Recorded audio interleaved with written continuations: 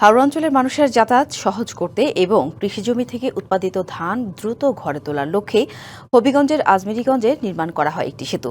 তবে ৫ কোটিরও বেশি টাকা ব্যয়ে নির্মিত সেতুটি ৩ বছর পেরিয়ে গেলেও এখনও ব্যবহারযোগ্য হয়ে ওঠেনি। মূল সেতুর কাজ শেষ হলেও সংযোগ সড়ক না থাকায় এটি কার্যত অচল অবস্থায় পড়ে আছে। হবিগঞ্জের হাওর অঞ্চল হিসেবে পরিচিত আজমিরীগঞ্জ ও বানিয়াচং উপজেলার মানুষের দীর্ঘদিনের যাতায়াত দুর্ভোগ লাঘবের লক্ষ্যে কাটাগাং নদীর উপরে ৮৩ মিটার দীর্ঘ একটি সেতু নির্মাণ করা হয়। নয়াগড় গ্রামের পাশ দিয়ে নির্মিত এই সেতুর কাজ শুরু হয় ২০২২-২৩ অর্থবছরে।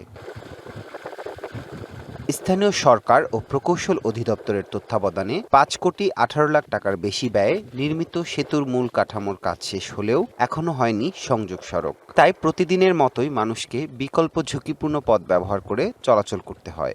এমন অবস্থা আমরা আছি ভাই, না নিতে পারি ধান, না নিতে পারি গরু বাছুর। ব্রিজের দুই পাশে মাটি না থাকাতে আমরা দেশের মানুষ যাতায়াত করা খুব কষ্ট হয়। ভিটামিন ই ও সি সিরাম ৮টি প্রাকৃতিক অয়েল সমৃদ্ধ লিলি সিরাম অয়েল, যা চুল পড়া কমায় মাত্র ৩০ দিনে।